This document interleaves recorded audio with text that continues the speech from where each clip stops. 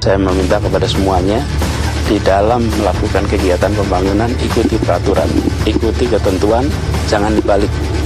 Jangan membangun dahulu baru mengurus izin, tapi pastikan ada izin dulu, semuanya sesuai dengan tata kelola yang ada. Republik ini harus berwibawa di mata semua.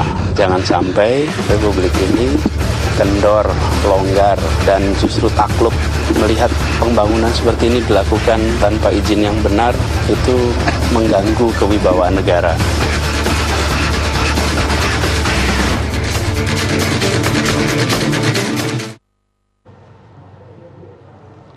Selamat malam.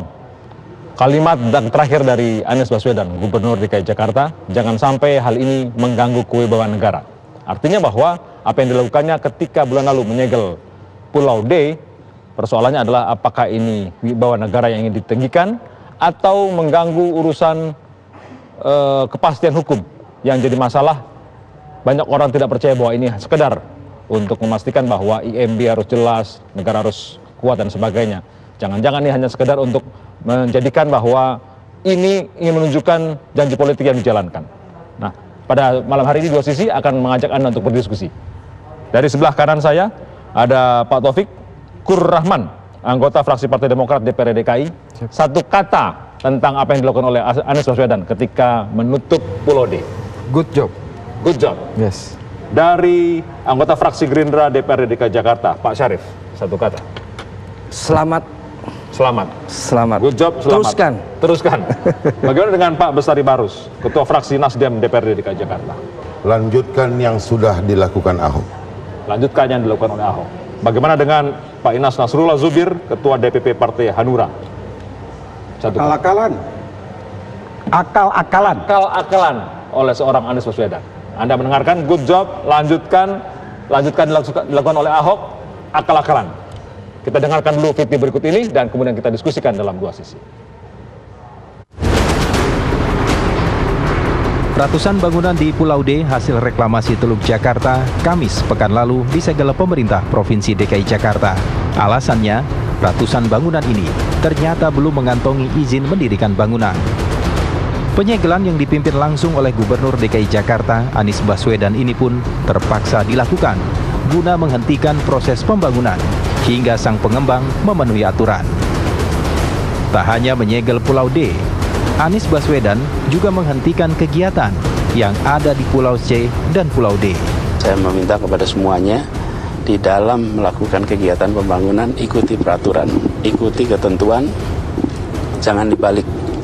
Jangan membangun dahulu baru mengurus izin, tapi pastikan ada izin dulu, semuanya sesuai dengan tata kelola yang ada. Saya karena kenapa saya datang ke sini, karena saya ingin lihat langsung. Selama ini hanya lihat dari gambar, lihat dari udara, tapi tidak pernah melihat langsung sebuah lahan yang luasnya lebih dari 320 hektar di pesisir Jakarta, dan itu sebabnya saya mau lihat sendiri, secara langsung di sini.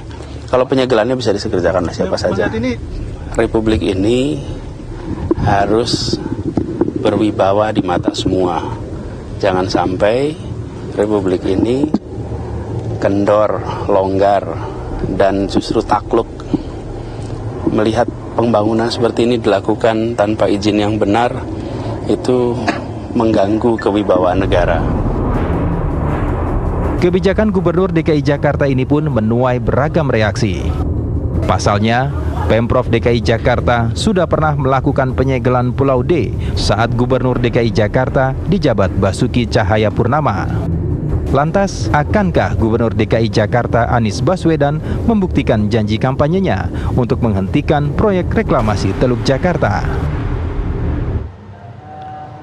Pak Bestari Barus, ternyata zaman Pak Ahok juga sudah pernah disegel ini. Ya. Jadi setuju dong, sepakat dong Pak Anies sama Pak Ahok.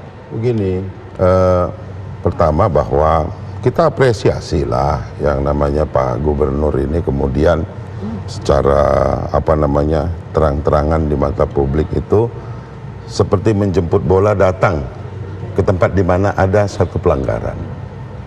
Ya kita setuju saja, sesuatu yang melanggar itu harus ditutup. Ya. Pulau D melanggar ya? Pulau D tidak melanggar. Pulau D tidak melanggar. Yang melanggar itu bangunan aja, ada bangunan di situ yang melanggar. Tapi ini kan dampak daripada bahwa ada hal-hal yang dahulu sudah dilakukan, gitu loh. Nah, yang menjadi penting bagi saya adalah bahwa gubernur jangan cuma jemput bola menutup yang namanya menyegel bangunan, tetapi segeralah panggil para pihak untuk kemudian berikan solusi. Anda harus lakukan ini supaya ini bisa cepat diselesaikan, gitu loh. Nah, saya tidak setuju kalau hanya selesai kemudian pada penutupan gitu. Banyak orang yang menggantungkan hidup di sana yang harus juga diperhatikan gitu. Jadi selesainya sesuatu permasalahan bukan menggantung seperti ini. Tapi saya yakin kita lihat ke depan apakah memang gubernur punya satu program untuk menyelesaikan ini. Menutup itu hal biasa saja, sama dengan saya parkir sembarangan di jalan kemudian datang dishub tarik. Itu sama aja dengan itu gitu. Nggak beda ini.